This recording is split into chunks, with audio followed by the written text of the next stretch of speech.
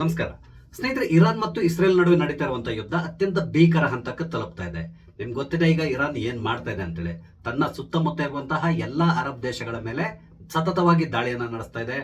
ಅಲ್ಲಿರುವಂತಹ ಅಮೆರಿಕದ ರಾಯಭಾರಿ ಕಚೇರಿಗಳು ಯಾವ್ದೆಲ್ಲ ಇದೆಯೋ ಅದನ್ನ ಟಾರ್ಗೆಟ್ ಮಾಡಿದೆ. ಹಾಗೇನೆ ಅಮೆರಿಕದ ಸೇನಾ ನೆಲೆಗಳು ಏನೆಲ್ಲ ಇದೆಯೋ ಎಲ್ಲದನ್ನು ಧ್ವಂಸ ಮಾಡುವಂತ ಕಾರ್ಯಕ್ಕೆ ಕೈ ಹಾಕಿದೆ. ಇಷ್ಟೇ ಮಾಡಿದ್ರೆ ಅದೊಂದು ರೀತಿ ಅಮೆರಿಕ ವರ್ಸಸ್ ಇರಾನ್ ಆಗ್ತಾ ಇತ್ತು. ಆದ್ರೆ ಇರಾನ್ ಇನ್ನೂ ಒಂದು ಹೆಜ್ಜೆ ಮುಂದೆ ಹೋಗಿ ಈ ಅರಬ್ ದೇಶಗಳಿಗೆ ಜೀವಾಳ ಆಗಿರುವಂತಹ ಅಂದ್ರೆ ಅವರ ಹಣದ ಮೂಲ ಯಾವ್ದಿದೆಯೋ ಅದಕ್ಕೆ ಈಗ ಬಲವಾದ ಏಟನ್ನ ಕೊಡ್ತಾ ಇದ್ದಾರೆ. ನಿಮ್ಗೆ ಗೊತ್ತಿದೆ ಅಲ್ಲಿರುವಂತಹ ಎಲ್ಲಾ ಆಯಿಲ್ ಕಂಪನಿಗಳ ಮೇಲೆ ಇವರು ದಾಳಿಯನ್ನ ನಡೆಸ್ತಾ ಇದ್ದಾರೆ. ಆ ಕಂಪನಿಗಳೀಗ ಕ್ಲೋಸ್ ಆಗುವ ಹಂತಕ್ಕೆ ತಲುಪಿದೆ. ಅದೇ ರೀತಿಯಲ್ಲಿ ತನ್ನ ಹಿಡಿತದಲ್ಲಿರುವಂತಹ ಹರ್ಮುಜ್ ಜಲಸಂಧಿಯ ಮುಖಾಂತರ ಯಾವುದೇ ಹಡಗುಗಳನ್ನ ಓಡಾಡ್ಲಿಕ್ಕೆ ನಾವು ಬಿಡೋದಿಲ್ಲ ಅಂತೇಳಿ ಈಗಾಗಲೇ ಕಟ್ಟಪ್ಪಣೆ ಕೊಟ್ಟಿದೆ. ಕೇವಲ ಚೀನಾ ಮತ್ತು ರಷ್ಯಾದ ಬಾವುಟವನ್ನು ಹೊಂದಿರುವಂತಹ ಹಡಗುಗಳಿಗೆ ಅಲ್ಲಿ ಓಡಾಡ್ಲಿಕ್ಕೆ ಅವರು ಬಿಡ್ತೇವೆ ಅಂತಕೊಂಡು ಹೇಳಿದ್ದಾರೆ. ಅದು ಬಿಟ್ಟು ಉಳಿದ ಯಾವುದೇ ಹಡಗು ಅಲ್ಲಿ ಓಡಾಡಿದ್ರೆ ಆ ಹಡಗನ್ನ ಮುಲಾಜಿಲ್ದೆ ನಾವು ಮುಳುಗಿಸ್ಬಿಡ್ತೇವೆ. ಈ ರೀತಿಯಾಗಿ ನೇರವಾಗಿ ಎಚ್ಚರಿಕೆಯನ್ನು ಕೊಟ್ಟಿದೆ. ಈ ರೀತಿ ಭೀಕರ ಯುದ್ಧ ನಡೀತಾ ಇರುವ ಸಂದರ್ಭದಲ್ಲಿ ಇರಾನ್ ನಲ್ಲಿರುವಂತಹ ಮುಸಲ್ಮಾನ್ ಮಹಿಳೆಯರು ಸಂತಸವನ್ನ ವ್ಯಕ್ತಪಡಿಸ್ತಾ ಇದ್ದಾರೆ. ಅಯತೊಲ್ಲಾ ಖಮೇನಿಯನ್ನ ಕೊಲ್ಲುವ ಮುಖಾಂತರ ಇರಾನ್ ನಲ್ಲಿರುವಂತಹ ಸ್ತ್ರೀ ಕುಲಕ್ಕೆ ಇಸ್ರೇಲ್ ಮತ್ತು ಅಮೆರಿಕ ಸಹಾಯ ಮಾಡಿದೆ. ಈ ರೀತಿಯಾಗಿ ಅವರು ಸಂತಸವನ್ನ ವ್ಯಕ್ತಪಡಿಸ್ತಾ ಇದ್ದಾರೆ. ಆದ್ರೆ ನಮ್ಮ ದೇಶದಲ್ಲಿರುವಂತಹ ಒಂದಿಷ್ಟು ಜನರು ಇರಾನ್ ಪರವಾಗಿ ಮಾತಾಡ್ತಾ ಇದ್ದಾರೆ. ಅಯತೊಲ್ಲಾ ಖಮೇನಿಯನ್ನ ಕೊಂದಿರೋದು ಅತ್ಯಂತ ದುರದೃಷ್ಟಕರ, ಅತ್ಯಂತ ಹೇಯ, ಆತ ಓರ್ವ ಮಹಾನ್ ವ್ಯಕ್ತಿ, ಈ ರೀತಿಯಾಗಿ ಹೊಗಳ್ಕೊಂಡು ಬರ್ತಾ ಇದ್ದಾರೆ. ಹಾಗಾದ್ರೆ ಇರಾನ್ ನಲ್ಲಿರುವಂತಹ ಮುಸಲ್ಮಾನರು ಮತ್ತು ಭಾರತದಲ್ಲಿರುವ ಮುಸಲ್ಮಾನರು ಯಾವ ರೀತಿಯಾಗಿ ರಿಯಾಕ್ಟ್ ಮಾಡ್ತಾ ಇದ್ದಾರೆ, ಇದಕ್ಕೆ ಸಂಬಂಧಪಟ್ಟಂತೆ ಒಂದಿಷ್ಟು ವಿಷಯಗಳನ್ನ ನಾನು ನಿಮ್ ಜೊತೆ ಶೇರ್ ಮಾಡ್ಕೊತಾ ಇದ್ದೇನೆ. ಸ್ನೇಹಿತರೆ, ನಿಮ್ಮೆಲ್ಲರೂ ಕಾಫಿ ಎತ್ತ ಡಿಜಿಟಲ್ ಚಾನಲ್ಗೆ ಸ್ವಾಗತಿಸ್ತಾ ಇದ್ದೇನೆ. ಸ್ನೇಹಿತರೆ, ನಾನು ನಿನ್ನೆ ಒಂದು ಟಿವಿ ಡಿಬೇಟ್ ಅನ್ನ ನೋಡ್ತಾ ಇದ್ದೆ.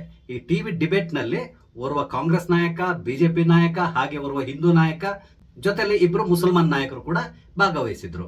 ಇಲ್ಲಿ ಆಶ್ಚರ್ಯ ಆಗೋದೇನು ಅಂತ ಹೇಳಿದ್ರೆ, ಬಿಜೆಪಿ ಅವರು ಬಿಡಿ ಹಾಗೂ ಇಲ್ಲಿ ಏನ್ ನಡೀತಾ ಇದೆಯೋ ಅದನ್ನ ಅವ್ರು ಸಮರ್ಥಿಸ್ಕೊಳ್ತಾ ಇದ್ದಾರೆ. ಅಂದ್ರೆ ನರೇಂದ್ರ ಮೋದಿ ಅವರು ಇರಾನ್ ಪರವಾಗಿ ಹೇಳಿಕೆ ಕೊಡದೇ ಇರೋದನ್ನ ಅವರು ಅಲ್ಲಿ ಸಮರ್ಥಿಸ್ಕೊಂಡು ಹೋಗ್ತಾ ಇದ್ರು. ಆದ್ರೆ ಕಾಂಗ್ರೆಸ್ನ ವಕ್ತಾರರು ಹೇಳ್ತಾ ಇದ್ರು, ಈ ರೀತಿಯಾಗಿ ಮಾಡುವ ಮುಖಾಂತರ ನರೇಂದ್ರ ಮೋದಿ ಅವರು ಬಹುದೊಡ್ಡದಂತ ತಪ್ಪನ್ನ ಮಾಡ್ತಾ ಇದ್ದಾರೆ. ನಾವು ಇರಾನ್ ಜೊತೆಗೆ ನಿಲ್ಬೇಕಿತ್ತು. ಇಸ್ರೇಲ್ ಅನ್ನುವ ದೇಶಕ್ಕೆ ನಾವು ಯಾಕೆ ಸಪೋರ್ಟ್ ಮಾಡಬೇಕು, ಅದರಿಂದ ನಮ್ಗೆ ಏನು ಉಪಯೋಗ ಇದೆ, ಈ ರೀತಿಯಾಗಿ ಅವ್ರು ಮಾತಾಡ್ತಾ ಇದ್ರು. ನಿಮ್ಗೆ ಗೊತ್ತಿದೆ ಕಾಂಗ್ರೆಸ್ನವ್ರು ಈ ರೀತಿ ಯಾಕೆ ಹೇಳ್ತಾರೆ ಅಂತ ಹೇಳ್ಕೊಂಡು ಕೇವಲ ವೋಟ್ ಬ್ಯಾಂಕಿಗಾಗಿ ಅವರು ಈ ರೀತಿ ಅಂತ ಹೇಳಿಕೆಯನ್ನು ಕೊಡ್ತಾರೆ. ಕಾಂಗ್ರೆಸ್ನವ್ರು ಯಾವ ರೀತಿ ಮಾತಾಡ್ತಾರೆ ಅಂತ ಹೇಳಿದ್ರೆ, ಇಸ್ರೇಲ್ನಿಂದ ಭಾರತಕ್ಕೆ ಯಾವುದೇ ರೀತಿಯ ಒಂದು ಉಪಯೋಗ ಇಲ್ಲ, ಆದ್ರೆ ಅದಕ್ಕೆ ಬದಲಾಗಿ ಕೆಲಸಕ್ಕೆ ಬಾರದೇ ಇರುವಂತಹ ಪ್ಯಾಲೆಸ್ತೇನಿಗೆ ಸಪೋರ್ಟ್ ಆಗಿ ಭಾರತ ನಿಲ್ಬೇಕು, ಈ ರೀತಿಯಂತ ನಿಲುವನ್ನು ಅವರು ವ್ಯಕ್ತಪಡಿಸ್ತಾರೆ. ಅದ್ರ ಜೊತೆಗೆ ಈಗ ಇರಾನ್ ಪರವಾಗಿ ಅವರು ಹೇಳಿಕೆಗಳನ್ನ ಕೊಡ್ತಾನೆ ಇದ್ದಾರೆ. ನಿಮ್ಗೆ ಗೊತ್ತಿದೆ, ಮೊನ್ನೆ ಸೋನಿಯಾ ಗಾಂಧಿ ಅವರು ಕೂಡ ಒಂದು ಪತ್ರಿಕೆಗೆ ಒಂದು ಲೇಖನವನ್ನು ಕೂಡ ಬರೆದಿದ್ರು. ಆ ಲೇಖನದಲ್ಲಿ ಅವ್ರು ಏನೆಲ್ಲ ಬರೆದಿದ್ದಾರೆ ಅನ್ನೋದನ್ನ ನಿನ್ನೆ ನಾನು ಡಿಸ್ಕಸ್ ಮಾಡಿದ್ದೇನೆ. ಕಾಂಗ್ರೆಸ್ ಪಕ್ಷ ಭಾರತದಲ್ಲಿರುವಂತಹ ಮುಸ್ಲಿಂ ಮತದಾರರನ್ನ ದೃಷ್ಟಿಯಲ್ಲಿ ಇಟ್ಕೊಂಡೆ ಯಾವಾಗ್ಲೂ ಮಾತಾಡ್ತಾರೆ. ಇಲ್ಲಿ ಕೇವಲ ಇರಾನ್ ನಲ್ಲಿರುವಂತಹ ಜನತೆ ಸಾಯ್ತಾ ಇಲ್ಲ, ಅದ್ರ ಜೊತೆಗೆ ಮಧ್ಯಪ್ರಾಚ್ಯದಲ್ಲಿರುವಂತಹ ಎಲ್ಲಾ ದೇಶಗಳ ಮೇಲೆ ಇರಾನ್ ದಾಳಿಯನ್ನ ನಡೆಸ್ತಾ ಇದೆ, ಅಲ್ಲಿಯ ಜನರನ್ನ ಅವ್ರು ಕೊಲ್ತಾ ಇದ್ದಾರೆ. ಆದ್ರೆ ಇಲ್ಲಿ ಕಾಂಗ್ರೆಸ್ ಪಕ್ಷ ಇರಾನ್ ಬಗ್ಗೆ ತುಂಬಾ ಸಿಂಪತಿಯನ್ನು ತೋರಿಸ್ತಾ ಇದೆ. ಅವ್ರಿಗೆ ಗೊತ್ತಿದೆ ನಮ್ಮ ದೇಶದಲ್ಲಿರುವಂತಹ ಒಂದಿಷ್ಟು ಮುಸಲ್ಮಾನರು ಈಗ ಇರಾನ್ ಪರವಾಗಿ ನಿಂತಿದ್ದಾರೆ, ಹಾಗಾಗಿ ನಾವು ಕೂಡ ಇರಾನ್ ಪರವಾಗಿ ಹೇಳಿಕೆಯನ್ನು ಕೊಟ್ರೆ ಅವರು ಸಂತುಷ್ಟಗೊಂಡು ಮುಂದಿನ ದಿನಗಳಲ್ಲಿ ನಮ್ಗೆ ವೋಟ್ ಹಾಕ್ತಾರೆ, ಈ ರೀತಿಯಾಗಿ ಅವರು ಯೋಚನೆ ಮಾಡ್ತಾ ಇದ್ದಾರೆ. ಇದು ಕಾಂಗ್ರೆಸ್ನವರ ಹಣೆ ಬರಹ, ಅದಕ್ಕೆ ನಾವು ಏನು ಮಾಡ್ಲಿಕ್ಕೆ ಸಾಧ್ಯ ಆಗಲ್ಲ.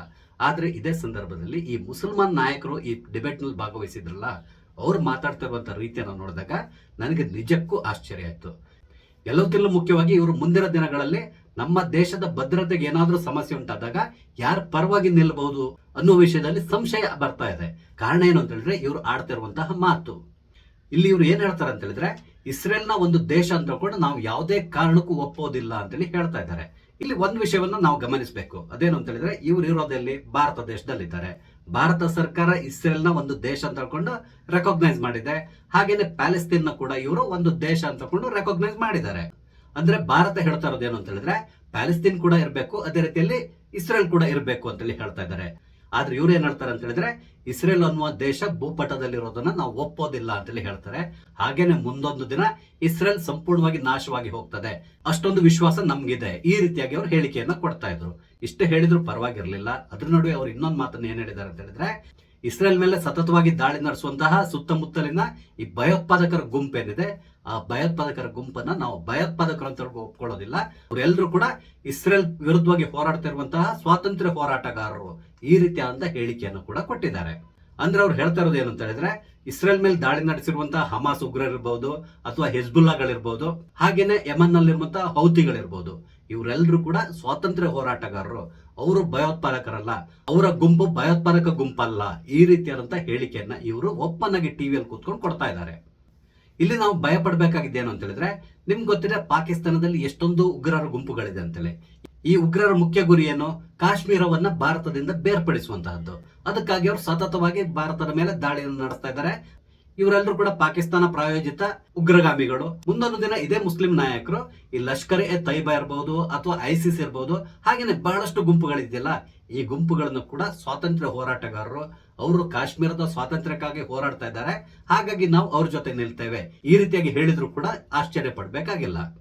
ಇವರೆಲ್ಲರಿಗೂ ತುಂಬಾ ಚೆನ್ನಾಗಿ ಗೊತ್ತಿದೆ, ಹಮಾಸ್ ಉಗ್ರರು ಈಗಾಗಲೇ ಪಾಕಿಸ್ತಾನ ಆಕ್ಯುಪೈಡ್ ಕಾಶ್ಮೀರಕ್ಕೆ ಬಂದು ನಿಂತಿದ್ದಾರೆ ಅಂತ ಹೇಳ್ಕೊಂಡು. ನಿಮ್ಗೆ ಗೊತ್ತಿರಬಹುದು, 1-2 ತಿಂಗಳ ಹಿಂದೆ ಅಲ್ಲೊಂದು ದೊಡ್ಡದಾದಂತಹ ಮೀಟಿಂಗ್ ಕೂಡ ನಡೆದಿತ್ತು. ಆ ಮೀಟಿಂಗ್ ನಲ್ಲಿ ಹಮಾಸ್ ಉಗ್ರರು ಭಾಗವಹಿಸಿದ್ದನ್ನ ನಾವು ಕಣ್ಣಾರೆ ನೋಡಿದ್ದೇವೆ, ಅಂದ್ರೆ ಟಿವಿಗಳಲ್ಲಿ ನಾವು ನೋಡಿದ್ದೇವೆ. ಇವ್ರ ಲೆಕ್ಕದಲ್ಲಿ ಹಮಾಸ್ ಉಗ್ರರು ಉಗ್ರಗಾಮಿಗಳಲ್ಲ. ಒಂದ್ ವೇಳೆ ಈ ಹಮಾಸ್ ಉಗ್ರರು ಲಷ್ಕರ್ ಎ ತೊಯ್ಬಾ ಅಥವಾ ಜೈಷ್ ಎ ಮೊಹಮ್ಮದ್ ಜೊತೆ ಸೇರ್ಕೊಂಡು ಭಾರತದ ಮೇಲೆ ದಾಳಿಯನ್ನ ನಡೆಸಿದ್ರೆ ಆಗ ಇವರು ಯಾರ ಪರವಾಗಿ ನಿಲ್ತಾರೆ? ಇದಕ್ಕೆ ಉತ್ತರವನ್ನ ಅವರೇ ಕೊಡ್ಬೇಕಾಗಿ ಬರ್ತದೆ. ಅದೇ ರೀತಿಯಲ್ಲಿ ನೋಡ್ತಾ ಇದ್ದೀರಾ ನೀವು, ಭಾರತದಲ್ಲಿ ನಡೀತಿರುವಂತಹ ಪ್ರತಿಭಟನೆಗಳು, ಆ ಸಂದರ್ಭದಲ್ಲಿ ಕೆಲವರು ಕೊಡ್ತಾ ಇರುವಂತಹ ಹೇಳಿಕೆಗಳು, ಅದರಲ್ಲೂ ಪ್ರಮುಖವಾಗಿ ಕೆಲವರು ಬುರ್ಕಾ ಧರಿಸಿಕೊಂಡು ಕೊಟ್ಟಿರುವಂತಹ ಹೇಳಿಕೆ. ಅಂದ್ರೆ ಅವ್ರು ಏನ್ ಹೇಳ್ತಾ ಇದ್ದಾರೆ ಅಂತ ಹೇಳಿದ್ರೆ, ನಾವು ಖಮೇನಿ ಜೊತೆಗಿದ್ದೇವೆ, ನಾವು ಖಮೇನಿಯ ಪರವಾಗಿ ಹೋರಾಡ್ಲಿಕ್ಕೆ ತಯಾರಿದ್ದೇವೆ, ನಾವು ಬೇಕಾದ್ರೆ ಇರಾನ್ಗೂ ಹೋಗ್ತೇವೆ, ಈ ರೀತಿಯಂತ ಹೇಳಿಕೆಗಳನ್ನ ಕೊಡ್ತಾ ಇದ್ರು. ಆದ್ರೆ ಇವರ ಹೇಳಿಕೆಗಳಿಗೆ ಈಗ ಸಾಮಾಜಿಕ ಜಾಲತಾಣದಲ್ಲಿ ಇರಾನ್ ಮಹಿಳೆಯರು ತಕ್ಕ ಪ್ರತ್ಯುತ್ತರವನ್ನ ಕೊಡ್ತಾ ಇದ್ದಾರೆ. ಇರಾನ್ನ ಮಹಿಳೆಯರು ಏನ್ ಹೇಳ್ತಾ ಇದ್ದಾರೆ ಅಂತ ಹೇಳಿದ್ರೆ, ನೀವು ಇಲ್ಲಿ ಬಂದು ಇರ್ಬೇಕಿತ್ತು, ಆಗ ಮಾತ್ರ ನಿಮ್ಗೆ ಇಲ್ಲಿರುವಂತಹ ಸಮಸ್ಯೆ ಅರ್ಥ ಆಗ್ತಾ ಇತ್ತು, ನಾವು ಯಾವ ರೀತಿಯಾದಂತಹ ಸಮಸ್ಯೆಗಳನ್ನ ಎದುರಿಸಿದ್ವಿ. ಹಲವಾರು ಮಹಿಳೆಯರನ್ನ ಖಮೇನಿಯ ಬೆಂಬಲಿಗರು ಇರ್ಬಹುದು ಅಥವಾ ಖಮೇನಿಯ ಪೊಲೀಸರು ಇರ್ಬಹುದು, ಹಾಡು ಹಗಲೇ ಎಲ್ಲರ ಎದುರುಗಡೆನೆ ಕೊಂದು ಹಾಕಿದ್ದಾರೆ. ನಮ್ಮನ್ನ ಕೂಡ ಯಾವುದೇ ಸಂದರ್ಭದಲ್ಲಿ ಕೊಲ್ಲಬಹುದು ಅನ್ನುವ ಭಯದಲ್ಲಿ ನಾವು ಬದುಕ್ತಾ ಇದ್ವಿ. ಇಂತಹ ಪರಿಸ್ಥಿತಿಯಲ್ಲಿ ಪ್ರತಿದಿನವೂ ನಾವು ನಮ್ಮ ಜೀವವನ್ನ ಕೈಯಲ್ಲಿ ಹಿಡ್ಕೊಂಡು ಕಾಲ ಕಳೆದಿದ್ದೇವೆ. ಈಗ ಖಮೇನಿಯ ಹತ್ಯೆ ಆಗಿದೆ, ಆತನ ದುರಾಡಳಿತಕ್ಕೂ ಕೂಡ ಒಂದು ಕೊನೆ ಬೀಳ್ತಾ ಇದೆ. ಇಂತಹ ಸಂದರ್ಭದಲ್ಲಿ ನಾವು ಸಂಭ್ರಮಿಸ್ತಾ ಇದ್ದೇವೆ. ಆದ್ರೆ ಇದರ ಅರಿವೇ ಇಲ್ಲದಂತಹ ನೀವು ಈ ರೀತಿಯಾಗಿ ಖಮೇನಿಯನ್ನ ಕೊಂದಿದ್ದು ತಪ್ಪು ಅಂತ ಹೇಳ್ಕೊಂಡು ಯಾಕೆ ಕಣ್ಣೀರು ಹಾಕ್ತಾ ಇದ್ದೀರಾ? ನಮ್ಮ ಕಷ್ಟಗಳನ್ನು ನೀವು ಅರ್ಥ ಮಾಡ್ಕೊಳ್ಳಿ. ಈ ರೀತಿಯಾಗಿ ಭಾರತೀಯ ಮಹಿಳೆಯರಿಗೆ ಇವರು ತಿವಿದಿದ್ದಾರೆ. ಇರಾನಿನ ಮಹಿಳೆಯರು ಏನ್ ಹೇಳ್ತಾ ಇದ್ದಾರೋ ಅದು ಸತ್ಯ. ಈ ವಿಷಯ ಭಾರತದಲ್ಲಿರುವಂತಹ ಈ ಮುಸಲ್ಮಾನ್ ಮಹಿಳೆಯರು ಇರಬಹುದು ಅಥವಾ ನಮ್ಮ ಒಂದಿಷ್ಟು ಎಡಚರ ಪತ್ರಕರ್ತರು ಇರಬಹುದು, ಅವ್ರಿಗೆ ಗೊತ್ತಿಲ್ವಾ? ಖಂಡಿತವಾಗಿ ಗೊತ್ತಿದೆ. ಆದ್ರೂ ಕೂಡ ಇವರು ಖಮೇನಿಯ ಪರವಾಗಿ ಮಾತಾಡ್ತಾರೆ. ಆತ ಮಾಡಿದ್ದೆಲ್ಲದೂ ಸರಿ ಅಂತಕೊಂಡು ಹೇಳ್ತಾರೆ. ಇದು ನಿಜಕ್ಕೂ ದುರದೃಷ್ಟಕರ. ಯುದ್ಧ ಆರಂಭ ಆದಾಗಿನಿಂದ ಈ ಮಧ್ಯಪ್ರಾಚ್ಯದಲ್ಲಿರುವಂತಹ ಭಾರತೀಯರು ಸಂಕಷ್ಟದಲ್ಲೇ ಬದುಕ್ತಾ ಇದ್ದಾರೆ. ಅವರು ಭಾರತಕ್ಕೆ ವಾಪಸ್ ಬರ್ಲಿಕ್ಕೂ ಕೂಡ ಆಗದೆ ಇರುವಂತಹ ಪರಿಸ್ಥಿತಿ ನಿರ್ಮಾಣ ಆಗಿದೆ. ಭಾರತ ಸರ್ಕಾರ ಇವರೆಲ್ಲರೂ ಸೇಫ್ ಆಗಿ ವಾಪಸ್ ಕರ್ಕೊಂಡ್ ಬರ್ಲಿಕ್ಕೆ ಎಷ್ಟು ಕಷ್ಟ ಪಡ್ತಾ ಇದೆ ಅನ್ನೋದು ನಿಮ್ಗೆ ತುಂಬಾ ಚೆನ್ನಾಗಿ ಗೊತ್ತಿದೆ. ಇಲ್ಲಿ ಮೋದಿ ಸರ್ಕಾರ ಎಲ್ಲರನ್ನೂ ಕೂಡ ಕರ್ಕೊಂಡ್ ಬರ್ಲಿಕ್ಕೆ ಪ್ರಯತ್ನಿಸ್ತಾ ಇದೆ. ಅಂದ್ರೆ ಮುಸಲ್ಮಾನರು ಇರ್ಬೋದು, ಹಿಂದೂಗಳಿರ್ಬೋದು, ಅದ್ಯಾವುದನ್ನು ಕೂಡ ನೋಡ್ತಾ ಇಲ್ಲ, ಎಲ್ಲರನ್ನೂ ಕರ್ಕೊಂಡು ಬರ್ತಾ ಇದ್ದಾರೆ. ಹಾಗೇನೆ ನೀವು ನೋಡಿರ್ಬೋದು, ಒಮ್ಮೆ ಅವರು ಭಾರತಕ್ಕೆ ಬಂದ ತಕ್ಷಣ ಕೆಲವೊಂದು ಬುರ್ಕಾ ಧರಿಸಿರುವಂತಹ ಮಹಿಳೆಯರು ಕಣ್ಣೀರ್ ಹಾಕೊಂಡು ಅಲ್ಲಿರುವಂತಹ ಪರಿಸ್ಥಿತಿಯನ್ನು ವಿವರಿಸ್ತಾ ಇದ್ರು. ಹಾಗೇನೆ ಭಾರತ ಸರ್ಕಾರವನ್ನ ಅವರು ಬಾಯಿ ತುಂಬಾ ಹೊಗಳ್ತಾ ಇದ್ದಾರೆ.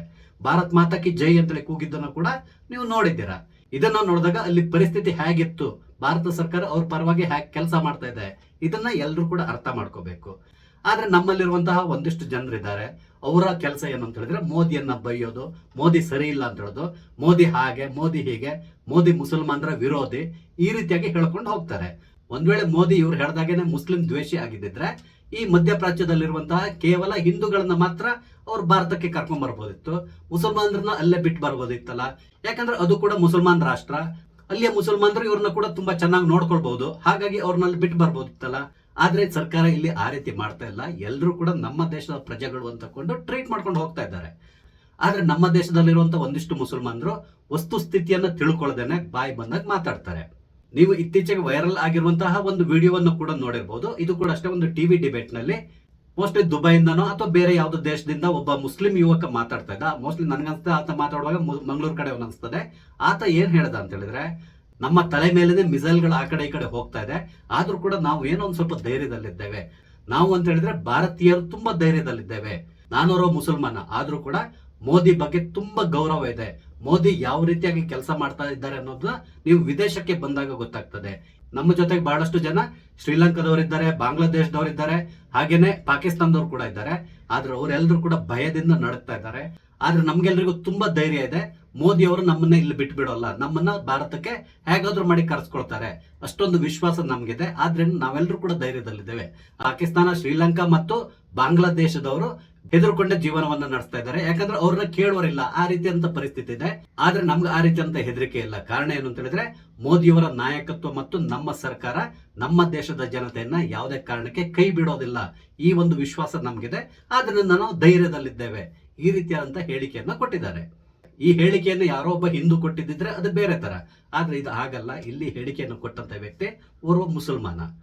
ಆತ ಹೆಮ್ಮೆಯಿಂದ ಹೇಳ್ಕೊಂಡಿದ್ದಾನೆ, ಮೋದಿ ಸರ್ಕಾರದ ಬಗ್ಗೆ ನಂಗೆ ತುಂಬಾ ವಿಶ್ವಾಸ ಇದೆ ಅಂತೇಳಿ. ಆದ್ರೆ ನಮ್ಮ ದೇಶದಲ್ಲಿರುವಂತಹ ಒಂದಿಷ್ಟು ಮುಸಲ್ಮಾನ್ ಮಹಿಳೆಯರು ಇರ್ಬೋದು ಅಥವಾ ಬೇರೆ ಮುಸಲ್ಮಾನರು ಇರ್ಬೋದು, ಇವರೆಲ್ಲರಿಗೂ ಕೂಡ ಖಮೇನಿಯ ಹತ್ಯೆಯನ್ನ ಖಂಡಿಸ್ತಾ ಇದ್ದಾರೆ. ಹತ್ಯೆಯನ್ನ ಖಂಡಿಸ್ಲಿ ಪರವಾಗಿಲ್ಲ, ಆದ್ರೆ ಇದೇ ಸಂದರ್ಭದಲ್ಲಿ ಭಯೋತ್ಪಾದಕ ಗುಂಪುಗಳನ್ನ ಕೂಡ ಇವರು ಸ್ವಾತಂತ್ರ್ಯ ಹೋರಾಟಗಾರರು ಅಂತೇಳಿ ಕರೆಯುವ ಮಟ್ಟಿಗೆ ಹೋಗ್ತಾರಲ್ಲ, ಇದು ಬೇಸರದ ಸಂಗತಿ. ಇನ್ನೊಂದು ವಿಷಯ ಹೇಳ್ತೇನೆ ನೋಡಿ, ಇಲ್ಲಿ ಕೂತ್ಕೊಂಡು ಇವರು ಮೋದಿಗೆ ಬಾಯಿ ಬಂದಾಗ ಬೈತಾರೆ, ಮುಸಲ್ಮಾನ್ ವಿರೋಧಿ ಅಂತೇಳಿ ಹೇಳ್ತಾರೆ, ಎಲ್ಲದೂ ಮಾಡ್ತಾರೆ. ಆದ್ರೆ ನಾಳೆ ಏನಾದ್ರು ಒಂದ್ ಸಣ್ಣ ಗಾಳಿ ಸುದ್ದಿ ಹಬ್ಬಿದ್ರೆ, ಅಂದ್ರೆ ಇನ್ನೊಂದ್ 2 ದಿನದಲ್ಲಿ ನಿಮ್ಮೆಲ್ಲರ ಅಕೌಂಟಿಗೆ ಮೋದಿ ಸರ್ಕಾರ ಒಂದು 5,000 ಸಾವಿರ ರೂಪಾಯಿ ಹಾಕ್ತದೆ ಅಂತ ಹೇಳಿದ್ರೆ, ಇವರು ಬೆಳಿಗ್ಗೆ 4 ಗಂಟೆಗೆ ಹೋಗಿ ಬ್ಯಾಂಕ್ಗಳ ಎದುರುಗಡೆ ಅಕೌಂಟ್ ಓಪನ್ ಮಾಡ್ಲಿಕ್ಕೆ ಕ್ಯೂ ನಿಲ್ತಾರೆ, ಅಥವಾ ಅಕೌಂಟಿಗೆ ದುಡ್ಡು ಬಂತ ಅಂತೇಳಿ ಚೆಕ್ ಮಾಡ್ಲಿಕ್ಕೆ ಪಾಸ್ಬುಕ್ ಅನ್ನು ಹಿಡ್ಕೊಂಡು ಹೋಗಿ ನಿಂತ್ಕೊಳ್ತಾರೆ. ಅಂದ್ರೆ ಇವ್ರಿಗೆ ಮೋದಿ ಸರ್ಕಾರ ಕೊಡುವಂತಹ ಎಲ್ಲಾ ರೀತಿಯಾದಂತಹ ಯೋಜನೆಗಳು ಬೇಕು, ಅದರ ಉಪಯೋಗವನ್ನು ನಾವು ಪಡ್ಕೊಳ್ತೇವೆ. ಆದ್ರೆ ಮೋದಿ ಸರಿ ಇಲ್ಲ, ಮೋದಿ ಮುಸ್ಲಿಂ ವಿರೋಧಿ, ಮೋದಿ ಈಗ ಖಮೇನಿ ಪರವಾಗಿ ಮಾತಾಡ್ತಾ ಇಲ್ಲ, ಮೋದಿ ಇಸ್ರೇಲ್ ಮತ್ತು ಉಳಿದಂತಹ ಅರಬ್ ದೇಶಗಳ ಪರವಾಗಿ ನಿಂತಿದ್ದಾರೆ, ಈ ರೀತಿಯಾದಂತಹ ಹೇಳಿಕೆಗಳನ್ನ ಕೊಟ್ಕೊಂಡು ಬರ್ತಾರೆ. ಇವರೆಲ್ಲರೂ ಒಂದನ್ನ ಅರ್ಥ ಮಾಡ್ಕೋಬೇಕು, ಇವರೆಲ್ಲರೂ ಕೂಡ ಭಾರತೀಯರು, ನಮ್ಮ ಹಾಗೇನೆ ನಿಮ್ಮ ಹಾಗೇನೆ ಭಾರತೀಯರು. ಈ ಭಾರತದಲ್ಲಿರುವಂತಹ ಪ್ರತಿಯೊಬ್ಬ ಪ್ರಜೆಯು ಕೂಡ ಈ ಸರ್ಕಾರದ ಅಧೀನಕ್ಕೊಳಪಟ್ಟವರು. ಅದೇ ರೀತಿಯಲ್ಲಿ ಪ್ರತಿಯೊಬ್ಬ ಭಾರತೀಯನನ್ನ ರಕ್ಷಿಸುವಂತ ಹೊಣೆ ಕೇಂದ್ರ ಸರ್ಕಾರದ್ದಾಗಿರ್ತದೆ. ಆ ಕೆಲಸವನ್ನ ಕೇಂದ್ರ ಸರ್ಕಾರ ಅಚ್ಚುಕಟ್ಟಾಗಿ ಮಾಡ್ತಾ ಇದೆ. ಇಂತಹ ಸಂದರ್ಭದಲ್ಲಿ ಇವರು ಸರ್ಕಾರದ ಪರವಾಗಿರ್ಬೇಕು. ಆದ್ರೆ ಅದಕ್ಕೆ ಬದಲಾಗಿ ಇರಾನ್ ನಲ್ಲಿ ಖಮೇನಿಯನ್ನ ಹತ್ಯೆ ಮಾಡಿದ್ರು ಅಂತ ಹೇಳ್ಕೊಂಡು ಇವರು ಇಲ್ಲಿ ಕೂತ್ಕೊಂಡು ಭಾರತ ಸರ್ಕಾರಕ್ಕೆ ಬೈಯೋದು ಸರ್ವಥಾ ತಪ್ಪು ಅನಿಸ್ತದೆ. ಇವರು ಖಮೇನಿ ಪರವಾಗಿ ಮಾತಾಡೋ ಸಂದರ್ಭದಲ್ಲಿ ಅಲ್ಲಿರುವಂತಹ ಮಹಿಳೆಯರ ಬಗ್ಗೆ ಕೂಡ ಸ್ವಲ್ಪ ಯೋಚನೆ ಮಾಡಬೇಕು. ಅಲ್ಲಿರುವಂತಹ ಮಹಿಳೆಯರು ಖಮೇನಿ ಆಡಳಿತದಲ್ಲಿ ಯಾವ ರೀತಿಯಾದಂತಹ ನರಕ ಯಾತನೆಯನ್ನು ಅನುಭವಿಸಿದ್ದಾರೆ ಅದ್ರ ಬಗ್ಗೆ ಕೂಡ ಇವರು ಸ್ವಲ್ಪ ಯೋಚನೆ ಮಾಡಬೇಕು. ಹಾಗೇನೆ ಇತ್ತೀಚೆಗೆ 35ರಿಂದ 40 ಸಾವಿರ ಯುವಕ ಮತ್ತು ಯುವತಿಯರನ್ನ ಹಾಡು ಹಗಲೇ ರಸ್ತೆಯಲ್ಲಿ ಗುಂಡಿಕ್ಕಿ ಕೊಂದಿದ್ದನ್ನ ಕೂಡ ಇವರು ಯೋಚನೆ ಮಾಡಬೇಕಾಗಿ ಬರ್ತದೆ. ಆದ್ರೆ ಅದೆಲ್ಲದನ್ನು ಬಿಟ್ಟು ಇವರು ಖಮೇನಿ ಪರವಾಗಿ ಮಾತಾಡ್ತಾರೆ, ನಾವು ಖಮೇನಿ ಜೊತೆಗಿದ್ದೇವೆ ಅಂತ ಹೇಳ್ತಾರೆ, ನಾವು ಇರಾನ್ ಪರವಾಗಿ ಇದ್ದೇವೆ ಅಂತೇಳಿ ಹೇಳ್ತಾರೆ. ಈ ರೀತಿಯಾಗಿ ಹೇಳಿಕೆಯನ್ನು ಕೊಡೋ ಮುಖಾಂತರ ಇರಾನಿನ ಮಹಿಳೆಯರ ಕೋಪವನ್ನ ನಮ್ಮ ದೇಶದಲ್ಲಿರುವಂತಹ ಒಂದಿಷ್ಟು ಮುಸ್ಲಿಂ ಮಹಿಳೆಯರು ಈಗ ಎದುರಿಸ್ತಾ ಇದ್ದಾರೆ. ಇವರು ಕೂಡ ಅಷ್ಟೇ ಮುಂದಿನ ದಿನಗಳಲ್ಲಿ ಸ್ವಲ್ಪ ಯೋಚನೆ ಮಾಡಿ ವಸ್ತುಸ್ಥಿತಿ ಏನಿದೆ ಅದನ್ನ ತಿಳ್ಕೋಬೇಕು. ಹಾಗೇನೆ ಅಲ್ಲಿಯ ಜನರ ಪರಿಸ್ಥಿತಿ ಏನಿದೆ, ಅಲ್ಲಿಯ ನಾಯಕ ಈ ಜನರ ಮೇಲೆ ಯಾವ ರೀತಿಯಾದಂತಹ ದಬ್ಬಾಳಿಕೆಯನ್ನು ಮಾಡಿದ್ದಾರೆ, ಎಲ್ಲದನ್ನು ನೋಡ್ಕೊಂಡು ಇವ್ರು ಮಾತಾಡಿದ್ರೆ ತುಂಬಾ ಉತ್ತಮ ಅನಿಸ್ತದೆ.